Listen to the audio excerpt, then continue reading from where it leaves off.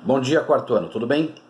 Dando continuidade às nossas aulas, só lembrando que nós terminamos o vídeo anterior encerrando o cumprimento definitivo da sentença, falando especificamente sobre a defesa do executado através daquele conteúdo da sua impugnação e as consequências da impugnação.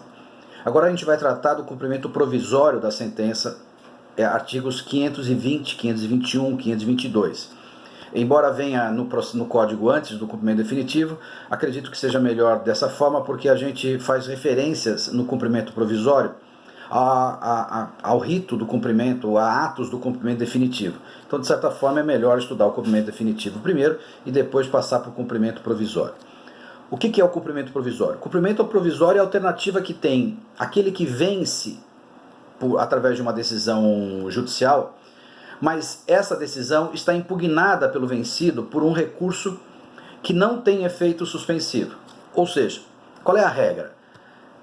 Proferida uma decisão que causa um vencedor e um vencido, a regra é que essa decisão só gere cumprimento de sentença quando se torne definitiva, ou seja, quando não cabe mais nenhum recurso ou quando o recurso foi interposto e a ele foi dado improvimento.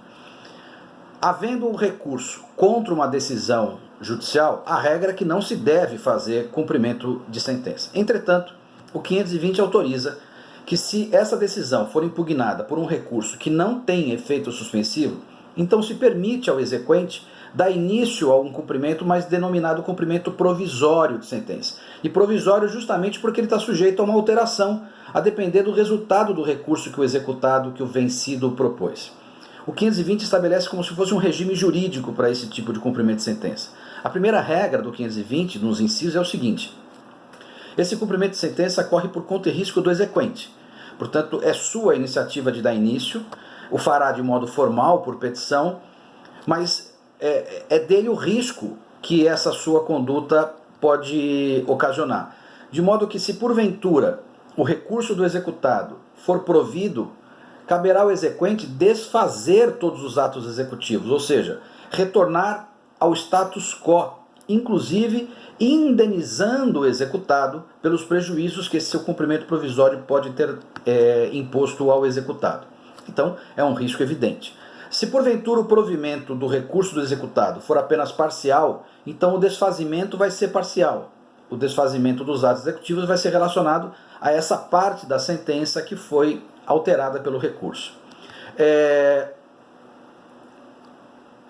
Uma outra situação importante do 520 é a seguinte: é possível, não é desejável, mas a lei admite que o cumprimento provisório alcance inclusive os atos de alienação de propriedade e de posse dos bens do executado.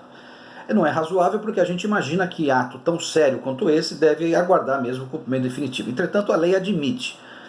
Mas, necessariamente, nesse caso, em que o exequente assume esse risco grande de promover a execução até o limite, portanto, impondo a perda da propriedade do executado, ele deve necessariamente garantir o juízo com um depósito caução.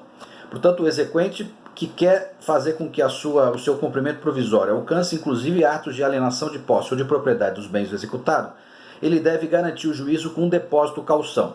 Esse depósito caução, portanto, é condição para que se dê essa exigência, esses atos de alienação. O artigo 521 estabelece, entretanto, que esse depósito pode ser dispensado. Portanto, estamos aumentando o risco da situação, né? E ele pode ser dispensado, mas para ser dispensado, o crédito do exequente deve ser, nos termos do 521, um crédito alimentar.